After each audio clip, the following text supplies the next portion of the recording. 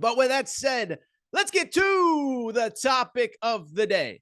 And it's not often that I lead the show with a 44-6 absolute butt whooping. But that is what we are doing today. And we are going to talk Tennessee, Kentucky from both perspectives. As I said, final score in Knoxville, top 20 matchup. We kind of wondered, can Tennessee, are they going to be sleepwalking, get ready for Georgia? Oh, no, not at all.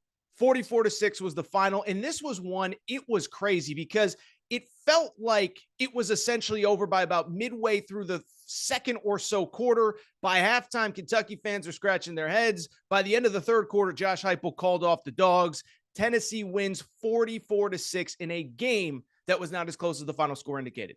First thought on this game, I want to talk about the Tennessee perspective first, and we are going to get to the Kentucky perspective momentarily. But from the Tennessee perspective, I'll just say, bottom line, end of story, this team continues to amaze me, okay? Because here's the thing about teams, in any sport, right? College football, college basketball, NBA, NFL. There's teams that have been winning forever. There are teams that go into games expecting to win, go into seasons expecting to win. That's Alabama. That's Georgia. That's Clemson, even after the down year last year. Ohio State, Kentucky in men's basketball, Duke in men's basketball, the Green Bay Packers in football, even though they're not playing very good football right now. But then there are other teams that I don't think any of us know how good they are, including guys in that own locker room. And so what's been so impressive to me about Tennessee is not just the totality of their wins, which we're going to get into in a minute. It is how they are handling success. They are handling success like they're Bama, like they're Duke basketball, like they're Carolina basketball. Like this is just what they do.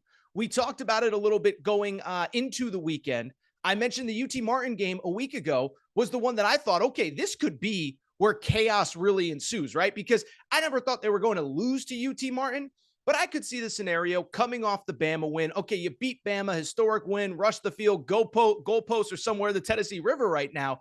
That was the game that I thought, okay, sit back. We could see the scenario where Tennessee's up maybe, 21-13 at halftime, and it's like 24-17 in the third quarter. Then they pull away and win.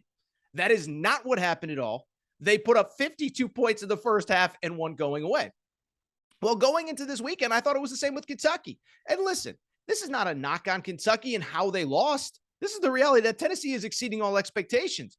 Going into this weekend, we all saw the point spread of 14 points, 12 and a half points in the Betfred Sportsbook, got up to 14 points at various points.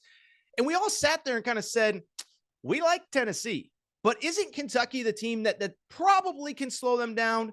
Physical up front, run game is coming together with the return of Chris Rodriguez.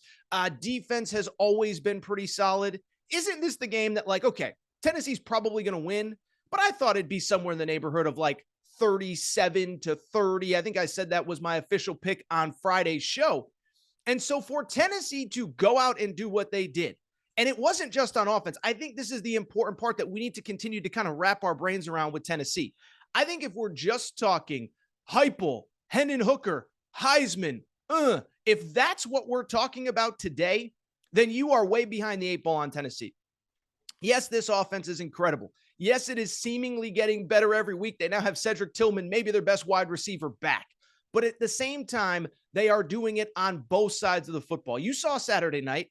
They made Will Levis. We'll talk about Will Levis in a minute. I actually think he's taking maybe too much heat after that game, but 3 interceptions. Defense, Tennessee forces 3 turnovers. They hold a good Kentucky offense. Not great, not elite, but good enough. 205 yards of total offense. Kentucky has an NFL quarterback, at least two NFL wide receivers, a good running back. They held up to 205 yards of total offense. So one, I just want to give Tennessee credit for being even more than we thought they were. And as we look at, the Georgia stuff, we are going to have time to break down Georgia, talk about it all, discuss it all throughout the week, okay? And we will. But at the same time, what I do want to do is kind of just talk about, contextualize Saturday night, what it all means. And a couple things do come to mind.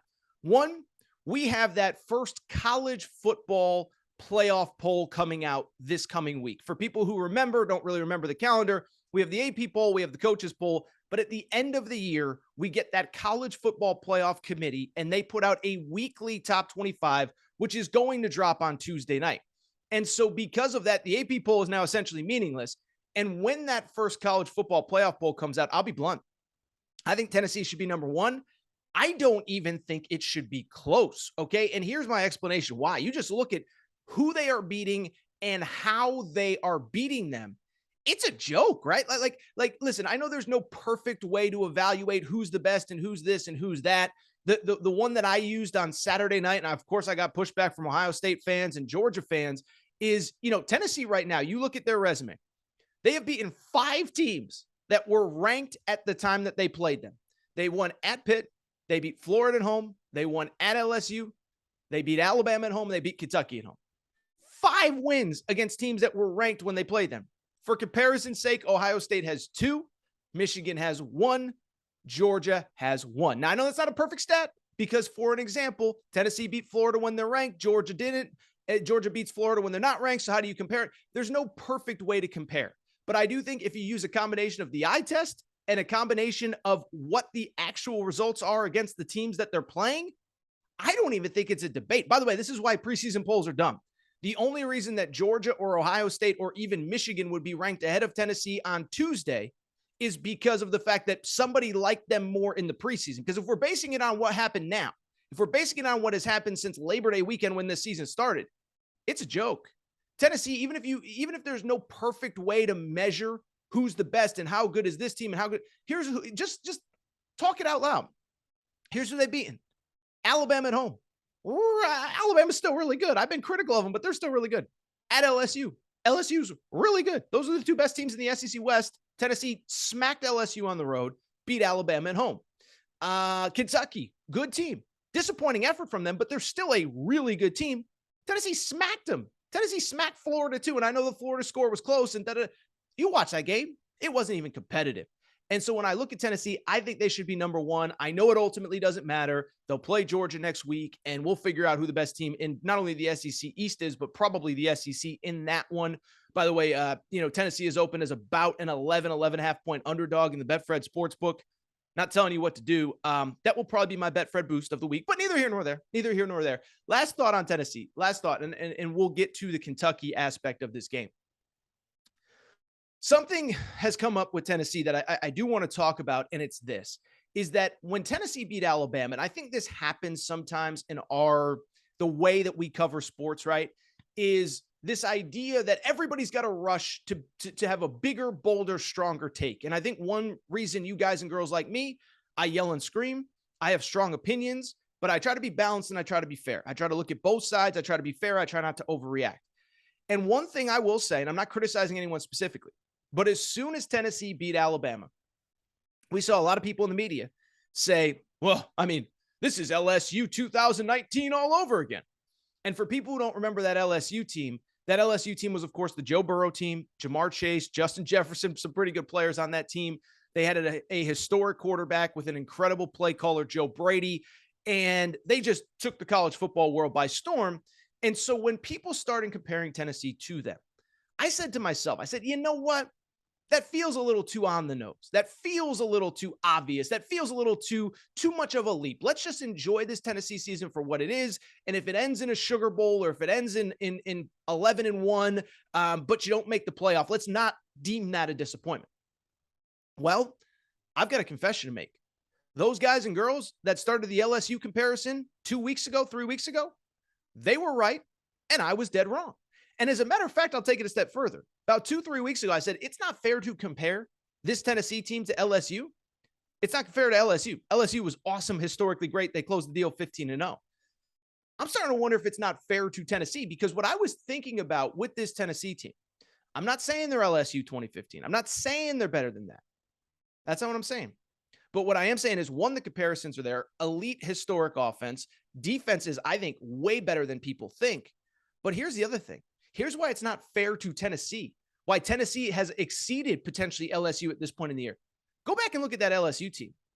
They didn't beat this many good teams this early in the calendar by this significant amount of margin as Tennessee has so far. It sounds crazy, right? But go back and look at that LSU season. They didn't really pick up steam and pick up confidence until they beat Alabama this first weekend in November, like they'll play this year. Go back and look. They won by 7 at Texas. They won by 14 against Florida in a game that was close into the fourth quarter. They beat Auburn by 3 the week before they beat Alabama. That ain't this Tennessee team. Tennessee just beat a good Kentucky team by 38 points. They won by 27 at LSU. LSU might be the best team in the SEC West, although I still think that's Alabama. And so to me, I thought 2 or 3 weeks ago it was unfair to Tennessee. It was putting way too much on them. Now you start to look, what they're doing at this point in the season is actually better than what that LSU team did in 2019. Now, LSU did beat Alabama. Then they really got on a roll, destroyed Texas A&M, destroyed Georgia in the SEC championship game, went to the playoff, destroyed Oklahoma, beat Clemson. So there's still a lot of steps left for Tennessee. But if we're comparing apples to apples, if we're comparing this season to that 2019 season, I do think it's fair to say that Tennessee might be slightly ahead of schedule with LSU. But listen, we can continue the comparisons with LSU down the road, and we can certainly preview this Georgia game throughout the week. But I am just so impressed by this team. Big win for Tennessee.